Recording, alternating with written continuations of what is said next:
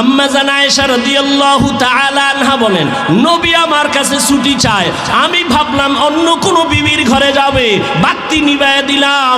এরপরে আমি ঘুমের বাহানা দইরা শুইলাম। তাকাইয়া দেখি রহমতের নবী নামাজের মুসাল্লায় দাঁড়ায় গেছে। আমার হুজুরার একটা পার্শ্বে দাঁড়াইছে। রহমতের নবী তো মাঝে মাঝে নামাজ পড়েন, আজকে দেখি ভিন্ন অবস্থা। নবী নামাজে দাঁড়াইয়া এই যে কান্নার আওয়াজ। রহমতের নবী আলহামদু সূরা পড়লেন, আমি তো ঘুমের বাহানায় আছি। রহমতের নবী মাত্র নামাজে দাঁড়াইয়া আলহামদু সূরাটা শেষ করলেন। এরপরে সূরায়ে বাকারা। ভাবলাম মাঝখানে গিয়া নবী বোধহয় রুকুর মধ্যে যাবেন। না, রহমতের নবী পুরা সূরায়ে বাকারা পড়তে পড়তে শেষ। এবার বুঝি রুকুর মধ্যে যাবে। না না না, নবী সূরায়ে বাকারার পরের সূরাটাও তেলাওয়াত শুরু করলেন, এই সূরাটাও পুরা শেষ করলেন। এবার ভাবলাম নবী রুকুতে যাবেন, দেখি না এর পরের সূরাটাও নবী শুরু করলেন। ভাবলাম নবী মাঝখানে গিয়া রুকু করবেন, দেখলাম না রহমতের নবী পুরা সূরাটা শেষ করলেন। এরপরে ভাবলাম বোধহয় নবী রুকুতে যাবে। আমি আয়েশা খেয়াল কইরা দেখি মায়ার নবী আবার পরের বড় সূরাটা শুরু করলেন। আর নবী কান্না করে দাঁড়াইয়া, দাড়ি থেকে চোখের পানিগুলো পড়ে পড়ে দাড়ি ভিজিয়া নবীর জামা মুবারক ভিজে গেল। রুকুরও খবর নাই। মায়ার নবী দীর্ঘ রাত এক রাকাতে দাঁড়ানো। এই পরিমাণ আমি আয়েশা কোনদিন নবীরে দেখি না এত কষ্টে দাঁড়াইয়া।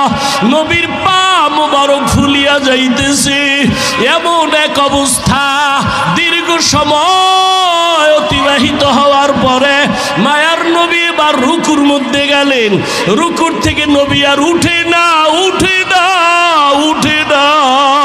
মায়ার নবীর কান্নার আওয়াজ। মায়ার নবী শুধু কান্না আর কান্না আর কান্না।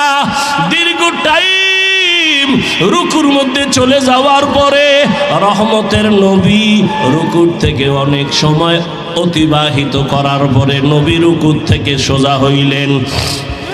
মায়ার নবী রুকুর থেকে সোজা হইয়া দাঁড়াইয়া এরপরে আবার কান্না।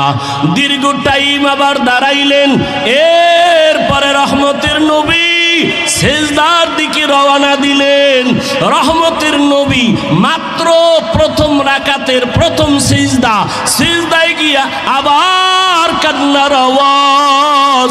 এই পরিমাণ কান্না, নবী আর মাথা উঁচু করেন না। প্রথম রাকাতের প্রথম সিজদা, এমন কান্না কান্না।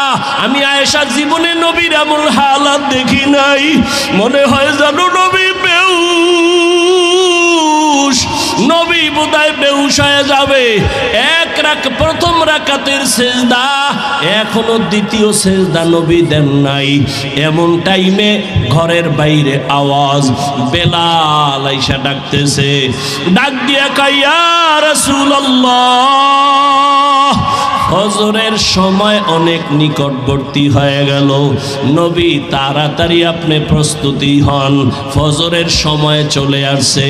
রহমতের নবী এইবার রেডি হয়ে যান। আম্মা জান আয়েশা রাদিয়াল্লাহু আনহা বলেন, বেলাল আইসা ফজরের অক্ত অল্প বাকি আছে, এখনো নবী প্রথম রাকাতে প্রথম সিজদায় পড়ে কাঁদতেছেন। এদিকে ফজরের সময় ঘনিয়ে গেল। এরে নবীর উম্মতের দল, মায়ার নবী এই পরিমাণ কান্না কাঁদলেন। আম্মা জান আয়েশা রাদিয়াল্লাহু তাআলা আনহা বলেন, আমার নবীরে এই রকম কান্না করতে আর আমি কখনো দেখি নাই। ও নবীর মায়ার উম্মতের দল, আমার নবীরে আমার আল্লাহ বান্দা বলেই কারণেই ডাকছেন, কারণ নবী নিজেরে বান্দা বললে বড় খুশি। আল্লাহর সম্পর্কের মূল কারণ নবী বান্দা। বান্দা বলার তিন কারণের আর এক কারণ, বেঈমান নাস্তিকরা মেরাজের ঘটনা বিশ্বাস করে না। নবী রূহের জগতের মেরাজ, কেউ বলে স্বপ্ন যোগে। আল্লাহ বান্দা বলিয়া বুঝাইলেন, বান্দা তো শুধু দেহের নাম না, বান্দা তো শুধু রূহের নাম না, দোনোটার সংমিশ্রণ হলেই তো বান্দা হয়। তো বান্দাকে মেরাজ করালেন, তার মানে হলো আল্লাহর নবী রূহ আর দেহ দোনোটার সমন্বয়, অর্থাৎ সশরীরে রহমতের নবী মেরাজ করলেন। আল্লাহ পাক রব্বুল আলামিন তার কুদরত ঘুরায় ঘুরায় দেখাইলেন।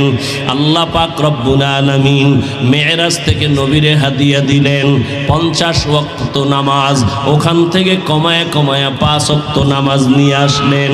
ও আমার কচুয়ার মুসলমান যুবক বাবারা, ও পর্দার আড়ালের মা বোনেরা, ও বৃদ্ধ বাবাজিরা, আল্লাহর মুহাব্বতের ওই 5 বেলার নামাজ, নবীর মনটা ছোট হয়ে গেল। 50 ওয়াক্ত নামাজ নিলাম, 5 ওয়াক্ত নামাজ পড়িয়া এত বরকত থেকে কইমা গেল কি করার। আল্লাহ জানায় দিলেন, নবী আপনার উম্মতেরে বলে দেন 5 বেলার নামাজ যারা আদায় করবে আমি পুরা 50-এর সওয়াব দান করব। ও আমার যুবক বাবারা, ও বৃদ্ধ বাবাজিরা, ও পর্দার আড়ালের মা বোনেরা, আর কত নামাজ ছাড়বা? আল্লাহর আদালতে কি নিয়ে দাঁড়াইবা?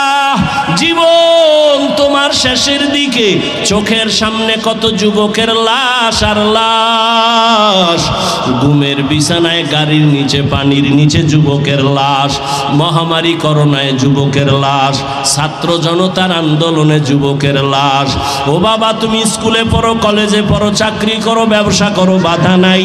নবীর তরিকা মেনে, মা বাবার দোয়া নিয়া, ওলামায়ে কেরামের পরামর্শ নিয়া, শিক্ষকদের দোয়া নিয়া, নবীজির মুহাব্বতে 5 বেলার নামাজ পড়ো। তোমার মতো কত যুবক স্কুল কলেজে পড়ে, চাকরি করে, ব্যবসা করে, RAB, army, police, BDR, doctor, professor, engineer, OC, DC, SP, অভাব নাই, 5 বেলার নামাজ পড়ে। বলো বাবা, তোমরা কেন পারবা না? এরে পর্দার আড়ালের আম্মা জানেরা, আপনাদের মতো কত দামি মা, এই স্টেজে কয়েকটা সন্তানের মাথায় পাগড়ি দেওয়া হলো, এরা কোরআনের হাফেজ হয়ে গেল। এদের মা বাবা কত ধন্য। এরে আম্মা জান, এখনো সময় আছে, এখন থেকে পর্দা করেন, মোবাইলে সময় নষ্ট করবেন না, স্বামীর মাল হেফাজত করবেন।